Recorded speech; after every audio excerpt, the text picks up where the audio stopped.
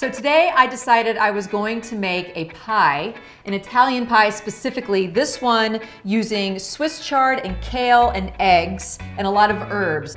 This is the kind of stuff that you would definitely find growing in any number of urban settings. So this pie is very traditional. It is typically served at Easter time, but really you can make it at any time of the year, and it's hearty and it's delicious and it's vegetarian. So I'm gonna get started by chopping up my Swiss chard and my kale and then an onion. This recipe is really easy and it's very dramatic. It's kind of a fun thing to be able to serve. Nice big pie with these layers of green and white and these egg yolks. Wait till you see the way it comes together. It's really fun. So this is my one yellow onion chopped up. I'm just gonna saute this until it's nice and soft.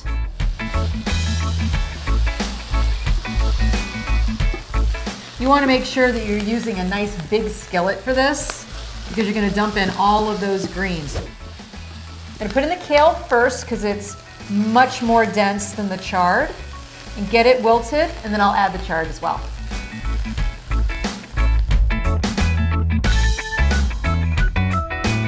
And everything's looking nice and wilted, not overcooked, but nice and soft. So I'm gonna go ahead and take this over to the sink and put everything in a colander just to have any excess moisture drain off. And then I'm gonna put it in this nice big bowl.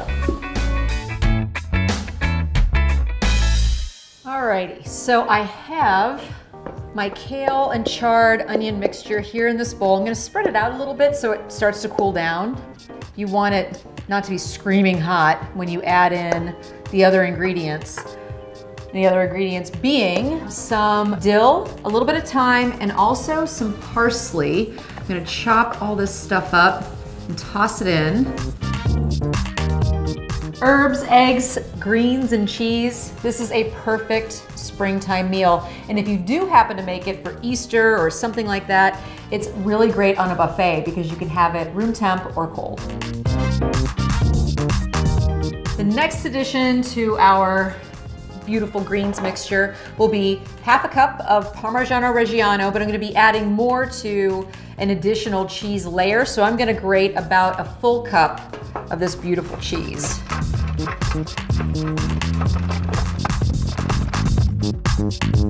All right, so half of this goes into the greens. The other half I'm putting in this bowl here.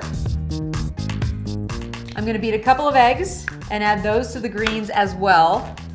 There are 10 eggs in this recipe, so make sure you have enough on hand.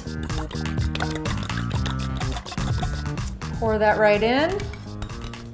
And then I'm gonna add some allspice and nutmeg to taste. Now I'm just gonna mix all this stuff up and set it aside while I make my cheese mixture. So this is my half a cup of Parmigiano Reggiano, and this is a cup and a half of ricotta cheese. And in Italy, the cheeses that are used have a little bit of a tang to them. So to help kind of mimic that flavor, I'm adding in about a quarter of a cup of just some Greek yogurt. So I'm gonna set the cheese mixture aside. I'm gonna clean all this up because next I'm rolling out the puff pastry. Puff pastry does need to be thawed a little bit when you take it out of the freezer. You don't want it to be hard as a rock, but you also don't want it to be totally thawed out because then it'll just get gloppy on you. I'm just gonna sprinkle a little bit of flour. So this pie has a bottom and a top crust. I want to make sure that my dough is big enough to drape over the sides and go into the crevices of this springform pan. And make sure you use the springform pan. Don't just use a regular pie plate because you need it to be this deep. Easy way to move pie dough. Roll it around your rolling pin.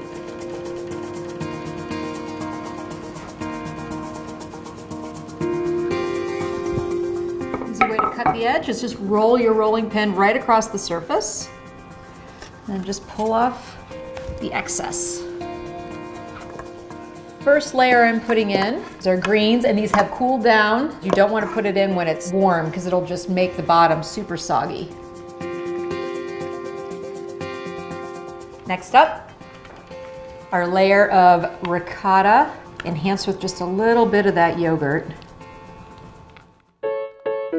This is the fun part. I just put 7 divots in the top of my ricotta.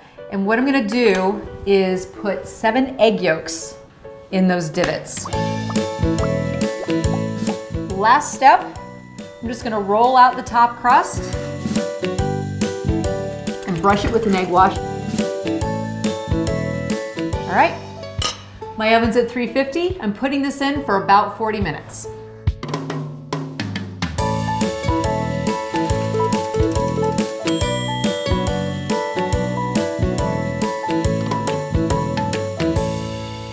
I always feel so accomplished when I pull something that's baked out of the oven. I love this. It smells wonderful. The puff pastry just has that buttery aroma. It's cooled for about 40 minutes. You want to make sure that you cool it thoroughly before you release it.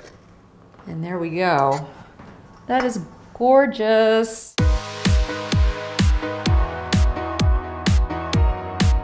Awesome. This looks fantastic. I cannot wait to dig into this.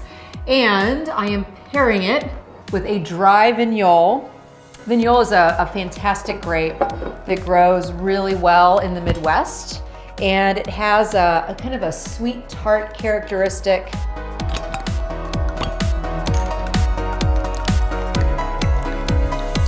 Perfect pair with the herbal, cheesy, eggy richness of this pie.